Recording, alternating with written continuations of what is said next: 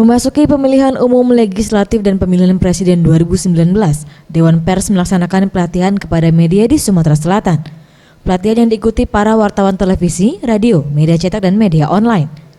Materi diberikan oleh mantan Ketua Dewan Pers Bagir Manan dan anggota Dewan Pers Jimmy Silalahi dan Ketua KPU Sumatera Selatan Aspahani.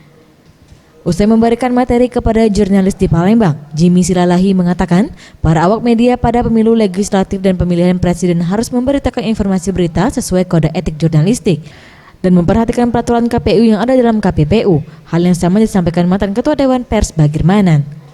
Jadi Dewan Pers dalam hal ini selalu mengingatkan teman-teman untuk yang pertama yang paling penting adalah apakah melewati momen pemilu atau momen-momen apapun yang penting bagi bangsa kita, ya, maka yang terpenting harus dilakukan oleh teman-teman pers ini adalah tetaplah menegakkan kode etik jurnalistik, karena profesi wartawan ini, profesi jurnalis ini adalah terikat dengan kode etik jurnalistik. Jadi itu ada 11 pasal di kode etik jurnalistik ini sudah mengatur keseluruhan.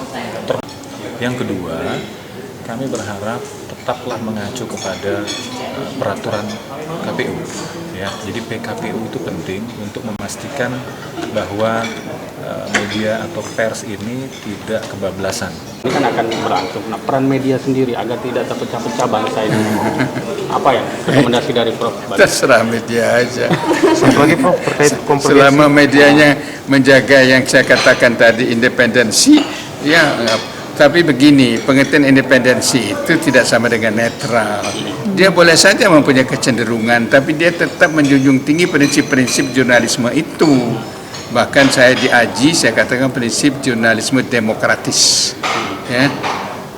Artinya apa? Misalnya prinsip dia tetap menjaga prinsip-prinsip jurnalisme demokratis. Misalnya berita tetap berimbang, faktual, tidak bias, tidak berita bohong.